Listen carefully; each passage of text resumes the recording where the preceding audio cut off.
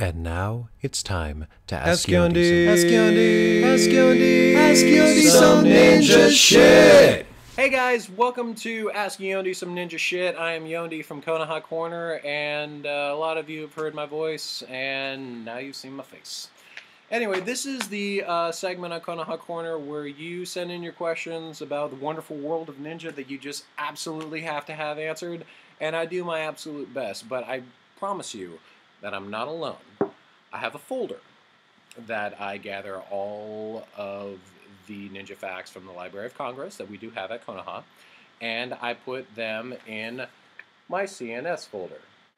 CNS, what does CNS stand for? All right, it stands for this. Folder. Now, we got quite a few questions last week, just on the cusp. I'm sure we'll have plenty more in the next coming months. So send them to either Konoha Corner at Facebook or Yondy Hokage at Facebook. They're going to be spelled out nicely here. And let's get to our first question. All right, now our first question comes from a Miss Shar from Facebook. I have to put on my glasses because apparently when you're dead, it's really bad for your eyesight. And Miss Char asks, did the Ninja Village have brothels? To answer you, Char, yes, Konoha did in fact have brothels. And the best part is that they were all free. Well, kind of. I mean, I can't tell you how expensive everything is now because I'm not sure how to calculate for inflation. But when I was a young buck and I was looking to stick my kunai in some kuno, the going rate was you save the village for a blowy, you kill a douchebag dignitary for a hand job, and you become the fourth Hokage to full Nelson, the hottest redhead ever. And to everybody who says that you can't turn a hoe into a housewife, what up? Alrighty. And our next question comes from Miss Tiffany Tren. Tiffany asks, why do ninjas wear sandals in orange?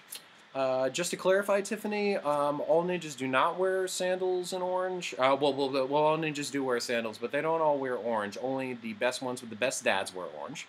And as far as the sandals are concerned, I know historical documents, ninjas wear closed-toed shoes to protect our feetsies, and we do all black for camouflage and general scariness, but all ninjas wear sandals just in case of emergencies.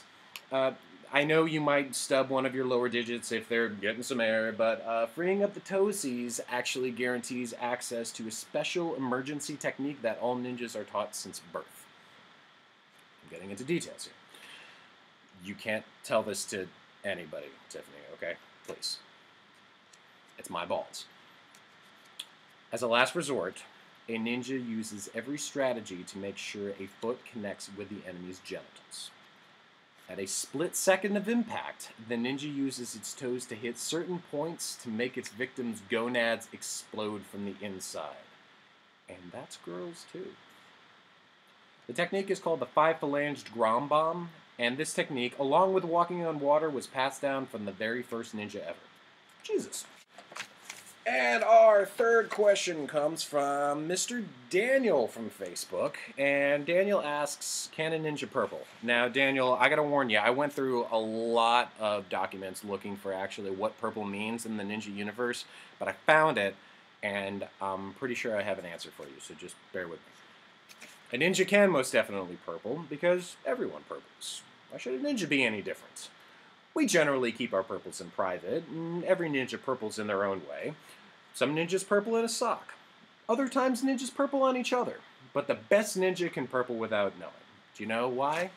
Because I'm purpling right now. Fourth question comes from Connor. And Connor asks, what happens when a ninja is on board a sinking boat? Well, Connor, if a ninja is on board a sinking boat, they are not going to be on board for very long, because they probably sank it. The ninja ship sinking technique was perfected by Nitsi McNinja, as seen here in this diagram, and that's Nitsi McNinja of the Clan McNinja, not to be confused with Nitsi McCloud of the Clan McCloud. That her and Connor have another thing entirely. Along with pickled beets, Nitsy's specialty is precisely aimed demolitions, also as demonstrated in this diagram. Historically speaking, Nitsi McNinja is part of the McNinja clan of Ireland, known for repelling a pirate invasion by using frozen shamrocks as shuriken. Because everyone knows when you freeze a shamrock, it cuts cold and slicely. And that is the worst of both worlds. And our final question comes from Mr. Sean Stockwell. Sean asks, what would happen if you put a ninja in an inflatable brothel bouncy house?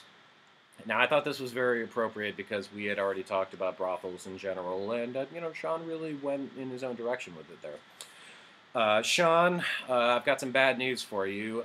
Putting a ninja in an inflatable bouncy house sounds like a funny idea, but it just ends up being sad because it's really just a lonely dude bouncing around purpling all over himself. But there you have it. Those are your 5 ninja facts for this episode. I am Yondy. You can catch me on Konoha Corner whenever the episodes go up.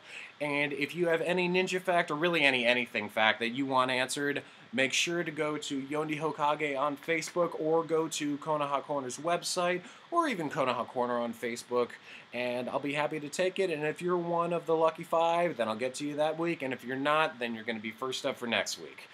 And that's going to do it for me for today. I am Yondy, and your random fact for the day is, if at first you don't succeed, do not play Minecraft Survivor Mode.